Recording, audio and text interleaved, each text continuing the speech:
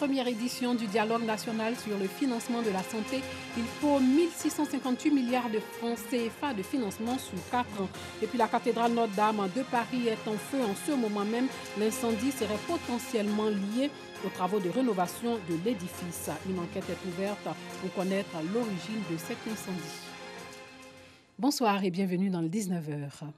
Des réflexions sont menées par l'État, la société civile, le secteur privé et les partenaires techniques et financiers à partir d'aujourd'hui jusqu'au jeudi prochain pour élaborer un dossier d'investissement et des stratégies qui tiennent compte des priorités et des objectifs du système sanitaire ivoirien.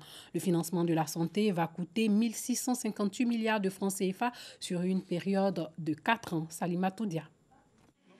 Du diagnostic du système de financement de la santé en Côte d'Ivoire, on note entre autres l'illégale répartition des dépenses, l'incohérence entre celles-ci et les résultats obtenus ou encore le faible investissement dans la santé préventive et la santé communautaire.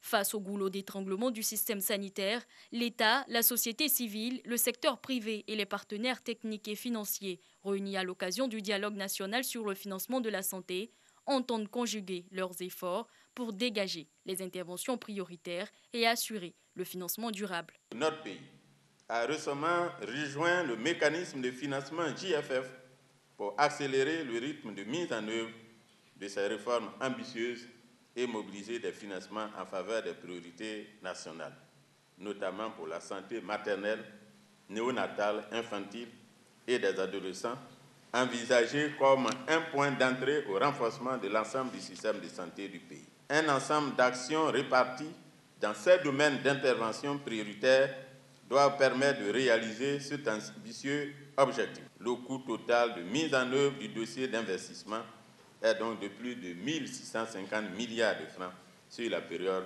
2020-2024. Durant 3 jours, les stratégies et le dossier d'investissement de la santé feront l'objet d'échanges en vue d'améliorer le système de santé ivoirien.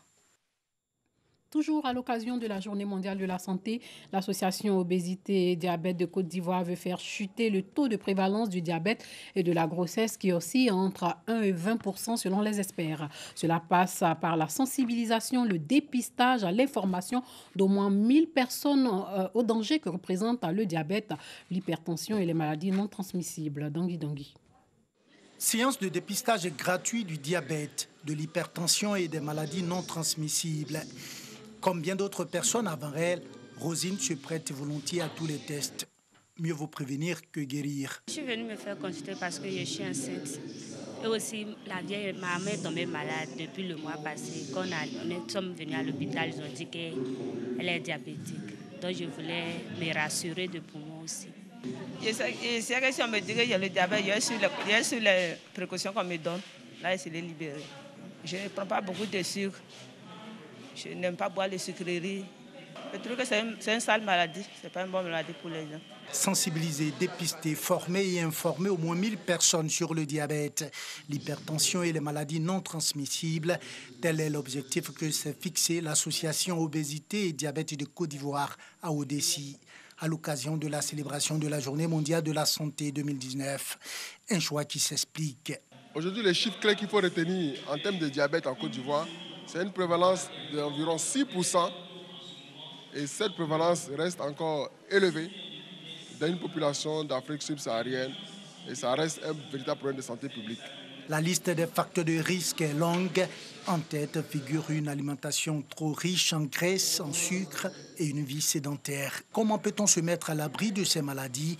Le professeur Abodo, président de l'AODESI, fait des éclairages. Pour avoir une bonne santé, pas seulement le diabète, mais pour éviter également l'ensemble des maladies cardiovasculaires, il faut surveiller son alimentation. Au jour le jour, il faut éviter de grignoter. Il faut que votre alimentation soit à base de fruits et légumes, plutôt que de féculents ou de protéines souvent assez grasses. Il faut aussi que vous mainteniez une hygiène de vie normale, avec une activité physique assez régulière. La ODESI a été créée en septembre 2009 en vue de contribuer à l'amélioration de la prise en charge du diabète en Côte d'Ivoire. Elle entend s'intéresser également au diabète et de la grossesse. Le taux de prévalence du diabète de la grossesse oscille entre 1 et 20% selon les experts, qui estiment par ailleurs que son dépistage est primordial pour réduire les risques de morbidité néonatale. La place de la femme journaliste dans la société, une thématique développée lors d'un salon, le 2e du genre. L'idée, mettre en avant le mérite de ces reporters dans leur rédaction, ces femmes qui ont choisi le journalisme, un métier qu'elles exercent avec passion, avec toutes les contraintes que cela comporte. Une édition riche en témoignages. Rosemonde Kini, Clément Boko. Un after-work entre jeunes femmes journalistes, une occasion pour échanger sur les conditions des femmes dans la corporation. Ce 2e rendez-vous est consacré à la place de la femme journaliste politique dans la société. En service politique, il y a moins de femmes. Et il y a moins de femmes comme dans tous les métiers. C'est le reflet de ce qu'il y a déjà dans la vie. Parce que les femmes, elles ne sont pas déjà nombreuses dans la sphère politique. Mais pourquoi les femmes n'investissent pas les services politiques au niveau des rédactions? Il y a d'abord le fait que les femmes elles-mêmes ne s'intéressent pas à la politique. Il y a d'abord ça. Et elles s'auto-censurent quelque part. Mais il faut reconnaître que historiquement, les services politiques sont occupés par les hommes. Et là, si les femmes n'osent pas, il n'y aura pas de femmes dans les services politiques. Je veux demander aux jeunes filles de ne pas avoir peur. Parce que lorsqu'on est journaliste politique, on n'est pas plus exposé aux dangers que le journaliste en société, le journaliste en économie et le journaliste en culture. Les dangers auxquels sont exposés les journalistes sont inhérents au métier qu'ils ont choisi. Et donc, j'exhorte les femmes, les jeunes filles à s'armer de courage, à trembler, mais à oser, à se former et à travailler en toute responsabilité et à occuper les postes de journalistes politiques dans leurs différentes rédactions. Cette initiative s'inscrit dans le cadre du Salon des jeunes femmes journalistes, plateforme engagée visant à promouvoir le leadership des jeunes journalistes femmes dans les rédactions et sur le terrain du reportage. L'afterwork de ce soir, justement, s'inscrit dans le cadre de la formation continue. Nous avons parlé aujourd'hui de la femme journaliste politique. Et vous avez vu que dans le salon, les membres, il y en a seulement des jeunes journalistes femmes, mais également des étudiantes en journalisme. Parce que l'esprit, c'est de créer l'émulation, de donner des exemples de bonnes pratiques.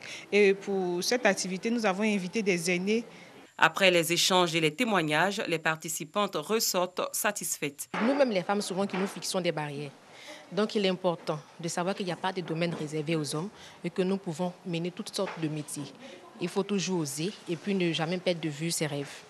Nous, on veut écrire un peu dans la modération, dans la culture, dans la société, alors qu'on a besoin que les femmes s'expriment. Voilà. Quand on parle de genre, il faudra aussi... Ce n'est pas les hommes qui vont nous donner notre place, c'est nous qui devons nous imposer et c'est à travers nos écrits. Les jeunes femmes journalistes de Côte d'Ivoire se donnent rendez-vous dans 2 mois pour échanger sur un autre thème, tout aussi en lien avec leurs conditions de travail. Un concours pour détecter des talents musicaux. 10 candidats seront retenus à l'issue de ce concours dénommé La Voix des Étoiles. Les présélections ont démarré et se poursuivent jusqu'en mai prochain. Un concours annuel qui va assurer un featuring aux lauréats avec un artiste connu. Un concours artistique pour détecter les jeunes talents évoluant dans le monde de la musique. La Voix des Étoiles, c'est le concours initié par Emma Dobré-Prod, structure de production artistique. Déjà ouvertes, les présélections de ce concours se poursuivront jusqu'au mois de mai. On recherche juste une très belle voix, c'est tout. Il n'y a pas vraiment de préférence. Tu as une belle voix, tu te fais confiance, mais tu envoies ta vidéo, tout simplement. Et après, on prend les vidéos, on va regarder, on va prendre les plus belles voix. Et après ça, on fait un casting. À l'issue des présélections, 10 candidats seront retenus.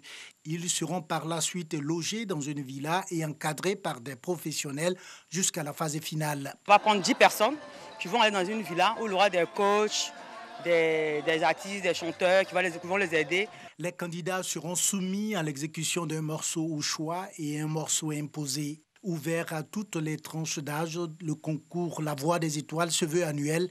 Le vainqueur bénéficiera d'une production artistique et d'un featuring avec l'artiste Kérosène. Un mot de religion. Les chrétiens catholiques de la Bagoué sont en pèlerinage à l'église Saint-Gabriel-Archange de Kasséré. C'est dans le nord du pays, sous le thème « Jeune catholique, vis ta foi en présence de Dieu et sois intègre ». Kwadio Kwami. Temps de ressourcement spirituel, de formation et d'intimité avec le Seigneur.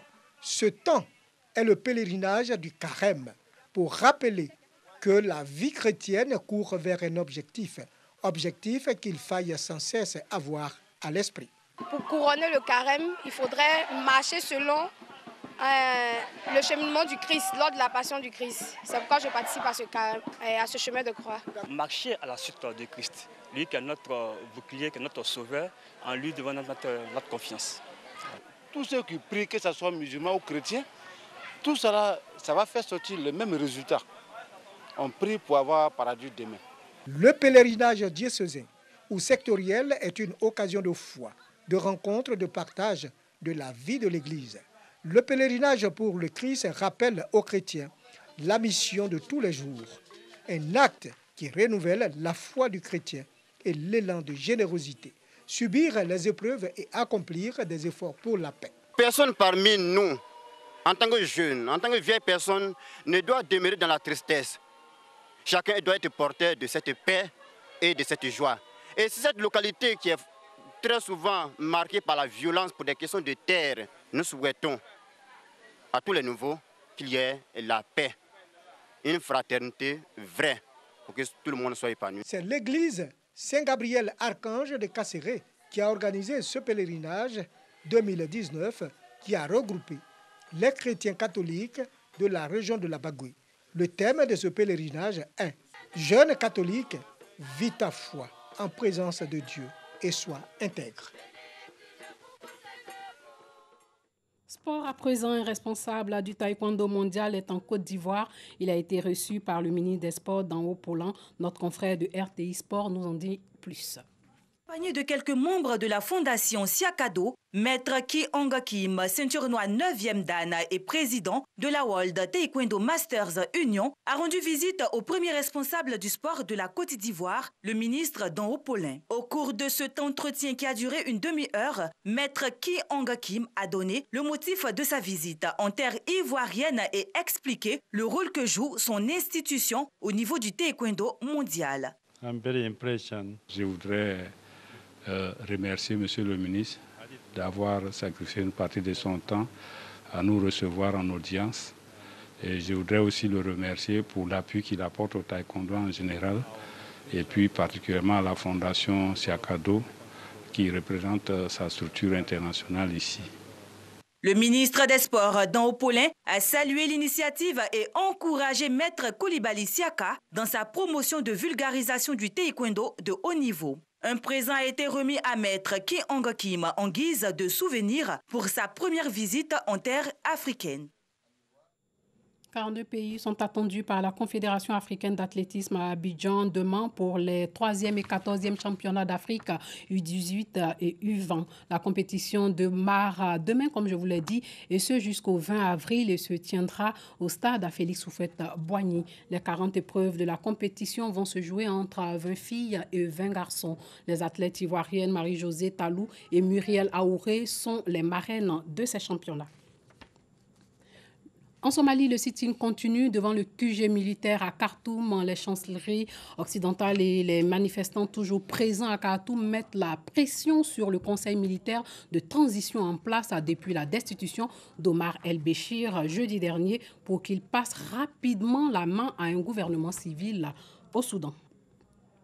Et puis pour finir, cette note triste en France, à la cathédrale Notre-Dame de Paris est en feu. L'incendie serait potentiellement lié aux travaux de rénovation de l'édifice. Le feu a pris dans les combles de la cathédrale, monument historique le plus visité d'Europe. L'incendie serait déclaré aux environs de 18h50 heure de Paris.